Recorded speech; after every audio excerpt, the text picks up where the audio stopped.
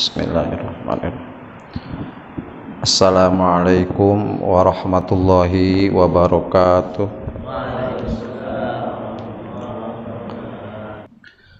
Jamaah yang dimuliakan Allah, alhamdulillah, mari kita panjatkan puji syukur.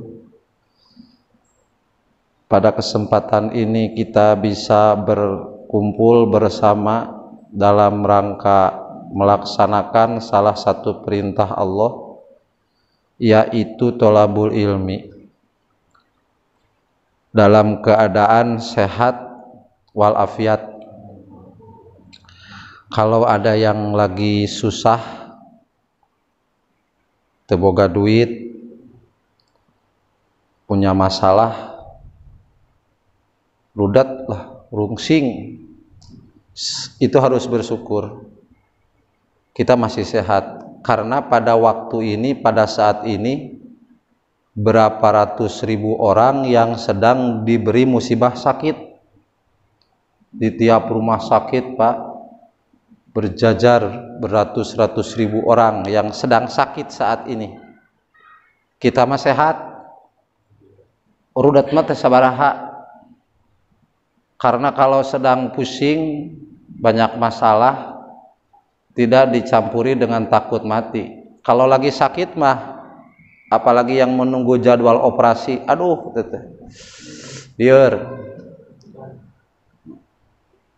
punya istri masih muda, cantik, di rumah ditinggal, wah, takut selingkuh ongkoh dipan, lieur pisan deui, gering kurang. Alhamdulillah sehat. Yang lagi punya penyakit juga sebetulnya harus bersyukur karena masih hidup. Ya betul, hari ini, hari tadi itu pasti ratusan ribu orang yang pergi menghadap Allah. Pasti itu, seluruh dunia itu. Ada yang meninggal kecelakaan, tabrakan, ada yang meninggal karena penyakit di rumah sakit, ada yang meninggal karena perang, dibunuh, dan semacamnya. Itu menurut data statistik, meninggal akibat kecelakaan lalu lintas itu hampir berbanding dengan korban perang, Pak.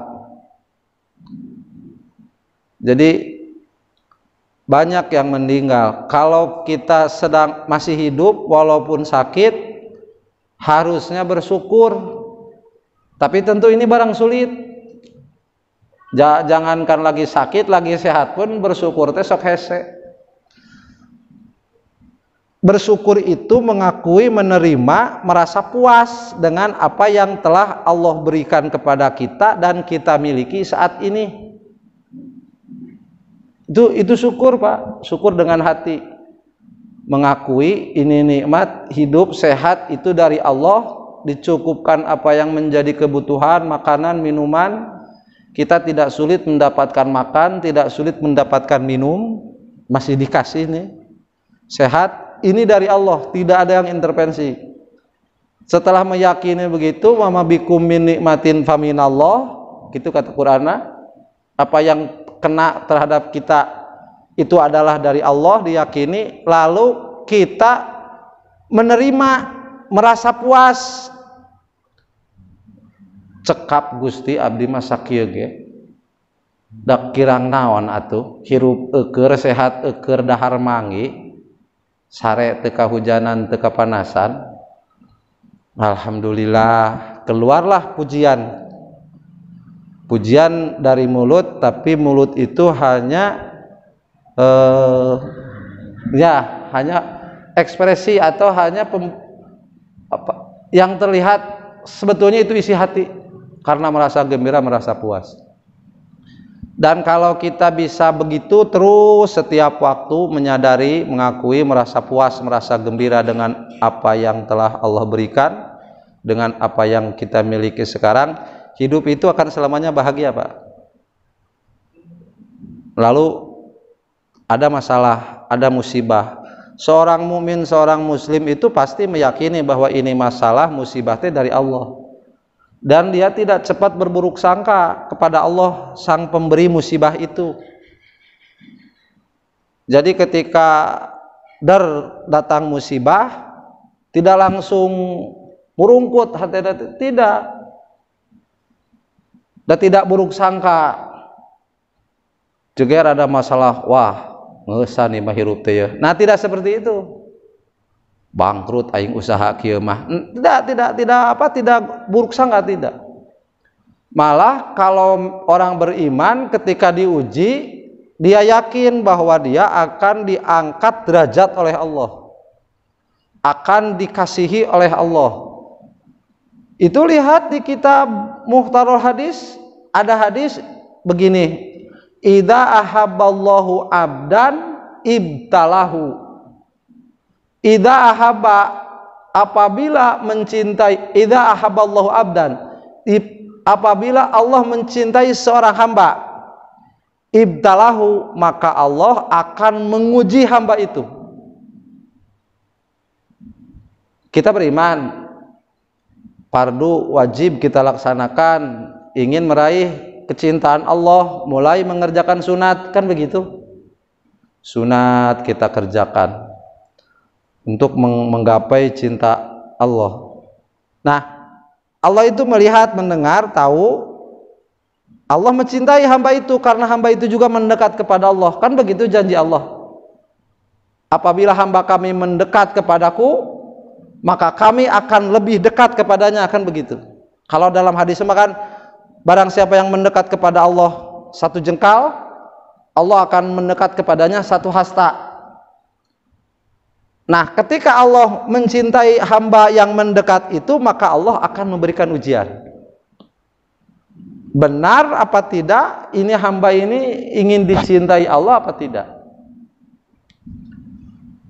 Rada belok sedikit ya. Saya pernah membaca di kitab Hikam, ada seorang ulama yang suluk itu meniti jalan menuju Allah. Jadi ulama itu sudah tahu hakikat dunia dan kehidupan, sudah tahu keinginan hawa nafsu, sudah tahu ajakan setan. Dia waspada dan dia tahu bahwa yang harus dia tuju adalah Allah. Orientasi hidupnya lurus kepada Allah. Karena orang mah hese, Pak, sulit. Orientasi hidup teh ada yang ke jabatan, ya, ada yang ke kesenangan, ada yang ke kekayaan. Dalam pikiran cita-cita ini ingin dunia saja, ingin senang, banyak duit, kan senanglah, walaupun jalannya nanti ada tahajud, ada duha, ada sodakoh dan sebagainya, tapi yang menjadi target bukan Allah, menjadi target kesenangan. Dia ingin sangat mendekat kepada Allah, tapi sebetulnya bukan Allahnya yang dia tuju, pemberian Allahnya yang dia nantikan. Itu orientasi orang beriman. Ini kiai ini, ulama ini juga, karena memang di torekat itu harus ada mursyid, dia punya pembimbing mursyid suluk. Setelah beberapa tingkat, dia mengalami sebuah khawarik, kejadian luar biasa.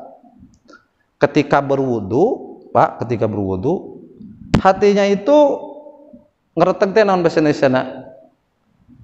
Hese bahasa Indonesia teh lah. Ngereteg teh naon atuh? Wah? Ah, sanes bergetar, ngereteg ya mah.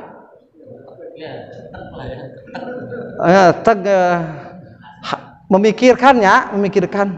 Ketika berwudu, ulama itu memikirkan begini, andaikan ini air wudu menjadi emas, gitu kan?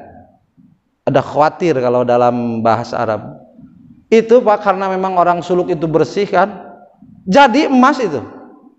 Airnya itu jadi emas. Kaget. Dia kan tidak tahu kedudukan dirinya, tidak tahu. Maka ketika dia di dalam hati berkerataglah, ngebatin ya, berkerataglah gitu ya. Lalu Allah kabulkan, dia kaget. Lalu dia ke gurunya, ke mursyidnya bertanya tentang kejadian itu. Itu mursyidnya mengingatkan, hati-hati itu ujian. Hati-hati itu ujian. Kan banyak orang yang datang ke kiai berguru, dikasih wirid ya. Itu wirid untuk mendekat kepada Allah. Tengah jalan dia dapat karomah, kemuliaan. saciduh metu saucap bau mencek Sunda mah soalnya asal nanaon lah ya dimakbulkan. Banyak orang yang ketika sudah sampai ke derajat itu lalu orientasinya pindah, ingin karomah. Dia lebih banyak lagi mewirigannya, tambah lagi saumnya, tapanya tambah lagi supaya lebih mati, supaya lebih sakti. Dan tentunya yang diharapkan itu masih seputar dunia, penghargaan orang, pemberian orang, kan begitu, karena dia punya kesaksian. Ya lupa kepada Allah sampai selama saya punya wirid ini saya tidak akan pernah miskin. Jadi karena wirid percaya nate. Oh, banyak begitu Pak. Ke ilmu, ke wirid, ke aurad, ke zikir. Dia lupa kepada Allah.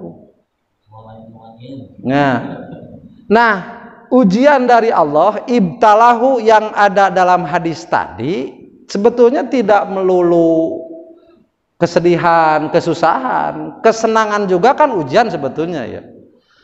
Akan tetapi pada umumnya ketika seseorang mengakui cinta kepada Allah dan dia hanya menginginkan Allah, maka Allah akan menguji benar apa tidak. Kalau ulama tadi belok saja berarti bukan cinta kepada Allah, sebetulnya cinta kepada harta. Kalau orang yang cinta kepada Allah, Allah berikan ujian lurus aja. Nah, kita sebagai orang mukmin jangan suudzon, jangan berburuk sangka kepada Allah.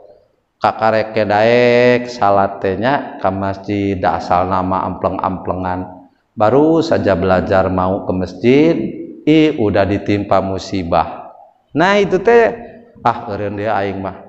Kamari kekerjaan ka masjid usaha maju, saprak ka masjid aing mah usaha bangkrut.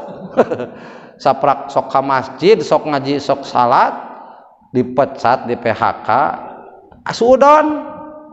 Allah terido yang orang kudu ngaji, orang teh ulah ngaji, ulah salat, itu sudon Pak.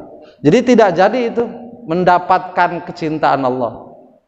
Buat apa Allah mencoba menguji orang yang beriman, orang yang dicintai Allah? Lias ma'ata daru'ahu, itu hadis terusannya. Lias ma'ata daru'ahu, agar Allah mendengar tadarru itu muntangna sasamatna hamba tersebut kepada Allah, berkeluh kesah, agar Allah mendengar keluh kesah hamba tersebut kepada Allah. Jadi dari hadis itu ulama mengatakan bahwa di antara rahasia ujian cobaan kepada orang yang beriman itu agar orang yang beriman itu lebih fokus, lebih mendekat kepada Allah. Barangkali ketika kita menghadapi masalah dalam hidup ini, pikiran kita suka mengandalkan selain Allah, mengandalkan sanak saudara, mengandalkan kemampuan diri, mengandalkan sesama manusia. Diuji, lias ma'atadarul, fokus. Tidak akan fokus kepada Allah, mencari pertolongan hanya dari Allah kalau orang itu tidak yakin bahwa ini musibah hanya dari Allah, yang dapat menghilangkan musibah ini adalah hanya Allah. Kalau yakin seperti itu pasti lurus. Tapi kan masalahnya sulit. Yang namanya ihdinas siratal mustaqim, berilah jalan yang lurus, jalan ke agama menuju Allah itu letaknya di hati, yang dinamakan iman. Kalau kita masih tenang saja karena suka sholat, suka melaksanakan syariat dan bergembira merasa tenang dengan itu, kita baru Islam Pak. Baru Islam, normatif saja kehidupannya biasa. Tapi kalau hati ini sudah terikat terkait kepada Allah, cek sunama caang ka Gusti Allah, itulah iman. Pintar, ya cerdas, cerdik mengembalikan segala sesuatu kepada Allah. Dan dia menjaga hatinya dari suudzon karena dia sangat tahu bahwa Allah itu Ar-Rahmanir Rahim. Jadi tenang hidup nanti. Ketika kita setiap saat atau pada satu kesempatan, khususnya malam ini, kita ingat ini hidup tidak ada jaminan sampai besok, karena kita bukan makhluk yang penting Pak. tidak akan ngaruh terhadap kehidupan ini. Ada dan tidak ada kita itu, kehidupan itu tetap saja berjalan. Dan kita masih dihidupkan oleh Allah. Orang lain hari ini dipanggil kepada Allah, itu bukan karena kelebihan dan keutamaan kita, bukan. Ai batur maranawat ai urang hirup kene, atuda urang mah lain atuda dawuhna naonan sarua. Ieu mah atuda Allah nanya keneh gitu. Kasih sayang Allah, pemberian kesempatan. Makanya disyukuri hidup ini, digembirakan gitu, diberanikan, jangan suram menatap masa depan. Dan masa depan mas sama, semua juga ngagoler di astana nu beda KBOG. Masa depan itu iya sama, ke sana arahnya semua Pak, calon jenazah. Pada saatnya nanti napas terakhir kita akan tahu betapa semuanya itu tidak berguna. Yang kita anggap wow sekarang, jabatan, harta benda yang anggap kita sangat penting untuk waktu itu, kita tahu semuanya tidak berguna, semuanya tidak berarti. Penyesalan yang akan datang. Mengapa saya sibuk mengejar hal yang akan ditinggalkan? Hanya kal kemah pasok. Beak dengkak waktu burang puting timiti tenaga pikiran ibadah dipakai ngebrik duit, waktu itu mah kurang hanya kal. Gening duit teh tenulungan didinya nyaka bakal sampai pada saat itu, yakin demi Allah bakal sampai pada kita saatnya menyesal.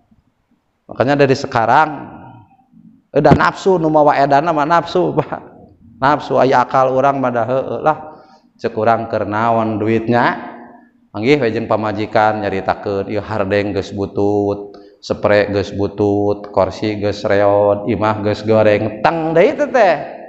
Nu tadina keur naon duit, asalna mah keur di masjid. Ngobrol jeung pamajikan, butuh itu katel cenah goreng itu ieu, bah. RPDW nu aya teh. Ka mana ya aing nipu pan kitu. Nah itu nafsu. Kalau tidak begitu tidak bernilai Pak, orang yang meninggalkan dunia, orang yang zuhud itu tidak bernilai. Zuhud itu Pak menurut keterangan lebih pahit daripada sabar. Lebih pahit daripada sabar. Orang kena musibah sabar. Misalkan daral subaha ya, tenang we, gering ge teu potok jujurwokan, teu matak teling, teu matak ngacaprak, sabar teh. Teu boga duit ge teu matak jadi maling, sabar. Tapi ketika kesempatan punya, potensi diri ada, bisalah, mampu mengejar dunia ini. Misalkan saya mampu mencari duit sebanyak-banyaknya karena kesempatan ada, skill juga ada, modal ada. Tapi dia tidak mau karena ingin mengejar Allah, ingin mengejar akhirat. Tah kitu teh lebih pahit daripada sabar. Ai kitu mah anu teu belulna naon modal teu boga ieu mah. Kita bisa eueuh, kasempatan eueuh, hayangnya gudug misalkan, hayang duit, heg henteu, dalin sabar eta pada eueuh ka belul kira-kira nya. Mah ada kalau dia mau utang anu gede urang. Ayo hutang onaman sunnah Rasul. Sunnah Rasul. Jangan anggap bahwa berhutang itu dosa, tidak berdosa, tidak. Ya. Nah, jadi pada pertamanya kita niatkan ini sebagai ibadah kepada Allah.